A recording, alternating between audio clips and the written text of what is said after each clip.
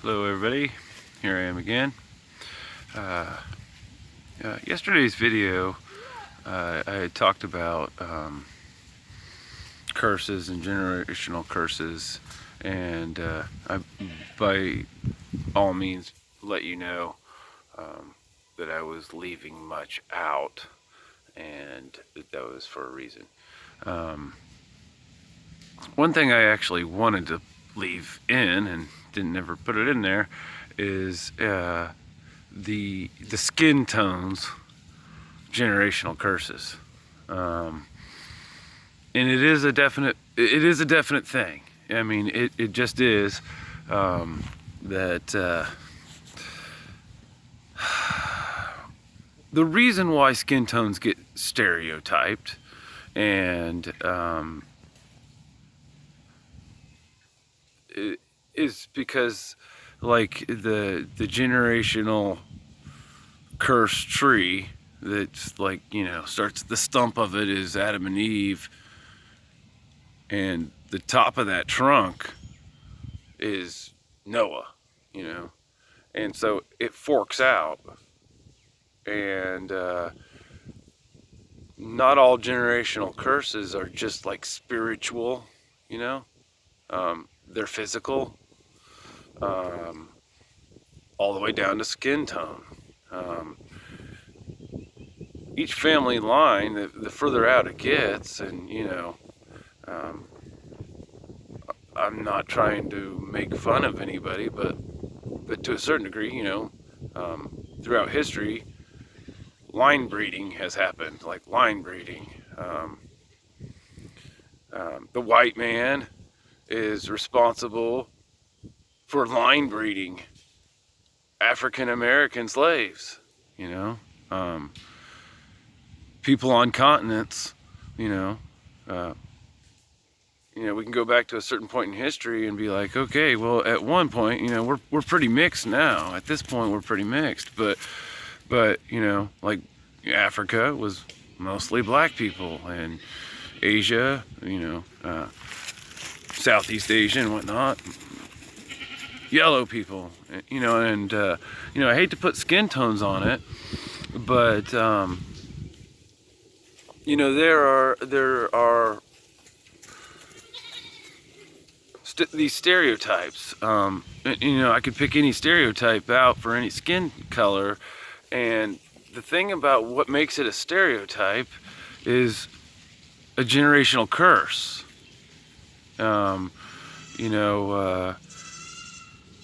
There are all different levels of righteousness to garbage trash in every skin tone, and it's those who are trying to be righteous, trying to walk the narrow path, trying to rise above their skin tone out of some form of really truly embarrassment. I mean, how many times, let's say, would a distinguished colored gentleman be disgusted with, a hood that's, giving the black man a bad name, so there's people out there that, they're in the KKK, which is like a form of Christianity. I know it's disgusting, but it actually is. So was Hitler in the Mein Kampf. That was actually some kind of weird form of Christianity, right? Let's kill the Jews because they killed Jesus, that kind of a thing. And so, generational curses could be because you were born in such and such a country, or such and such a continent, or such and such a region, or you have tan skin, or you have Caucasian, white skin, black skin, yellow skin, red skin. Who's been the most annihilated? The red man, And what curses does he have? And what curses were forced upon the red man? Yeah, like the red man, they had a pretty tough life. I wouldn't really consider them actually lazy, but laziness has actually been forced upon the red man that's been trapped onto reservations and whatnot. Yeah, I mean his generational curses are completely different. You know, like there's the Black Hebrew movement and all their beliefs, and some of them are true, some of them may be superstition, but who was the most annihilated, right?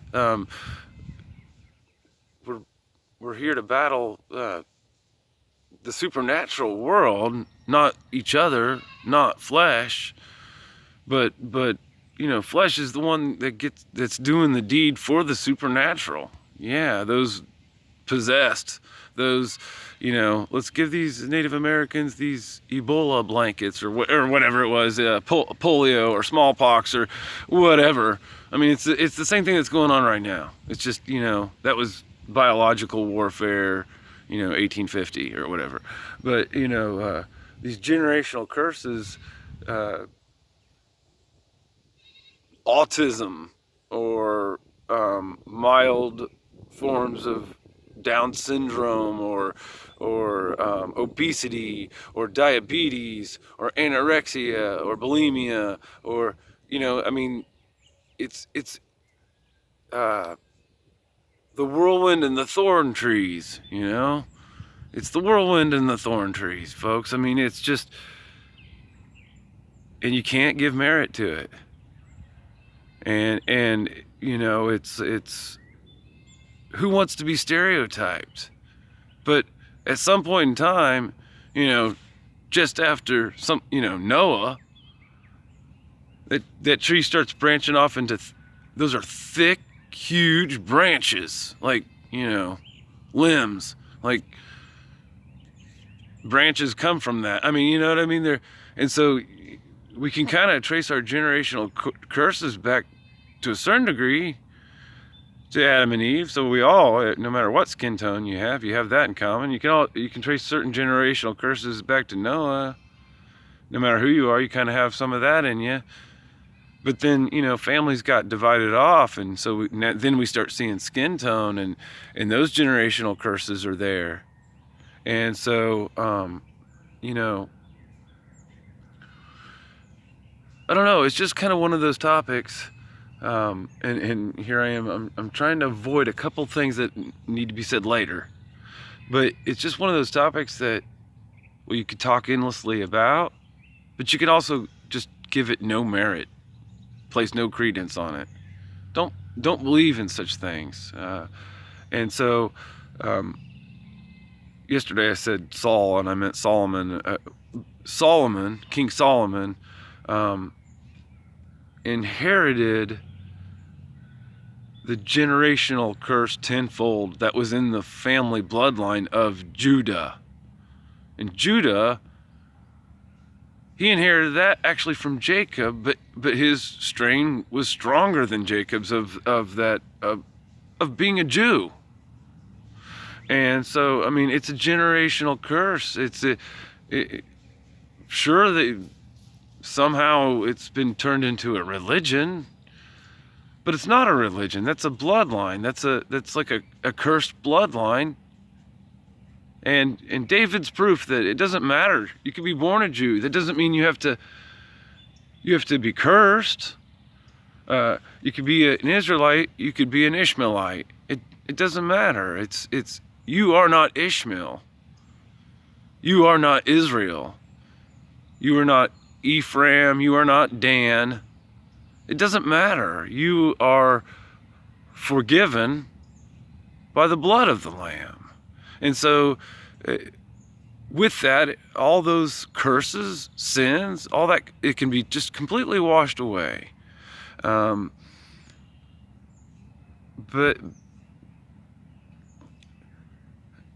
anyway, I guess, you know, I could give a testimony of my own generational curses. I mean, but that would be just like literally like a book of its own, and to me it's not important. Now I do know that somebody wants me to give personal testimonies. So here I am changing the subject, personal testimonies. I have so many I wouldn't even know where to begin. I would not know where to begin on like a personal like testimony of what made me follow Christ. I mean, like, or what miracles have happened in my life. What blessings have happened in my life. It's like, it's kind of almost endless, and it's like impossible for me to even put it into a story. I mean, like, or I don't know. I tell everybody this. I don't, it's not like in the Bible or anything, but I don't count my blessings. I don't count my blessings. It's like the census thing. Like, can you count your blessings and have some taken away? Like,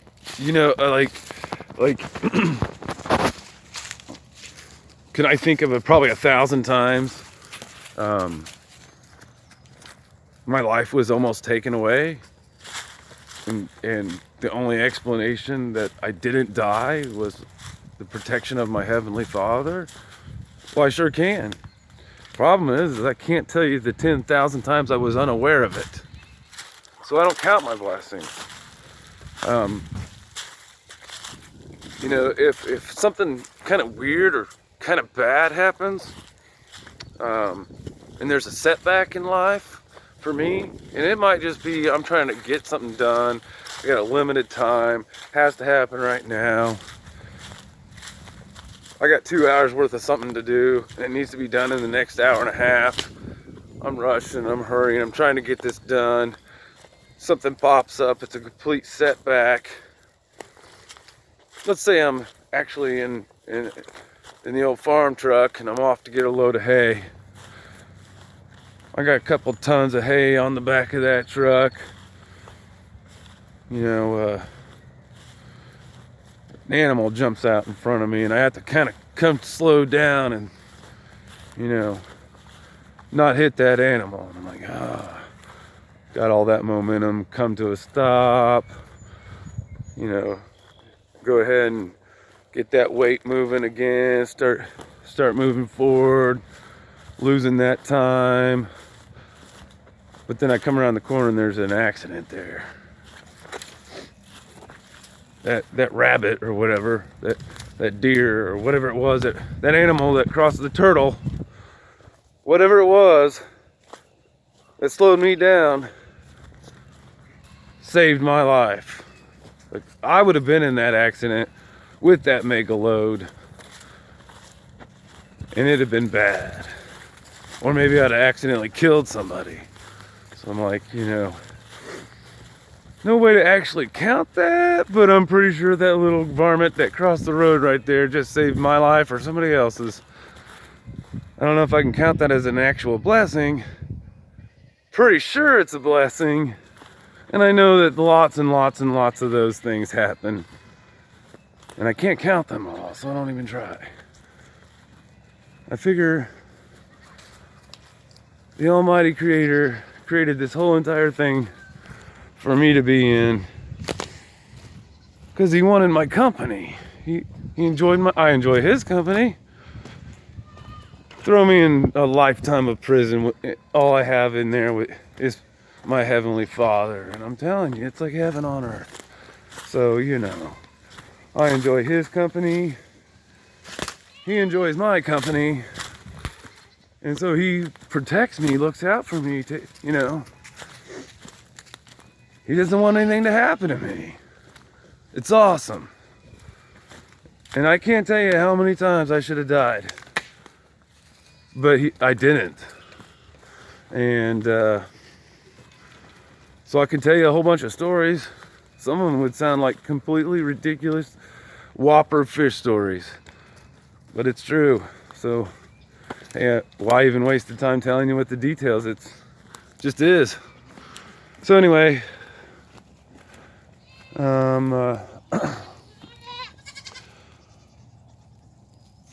I will be back.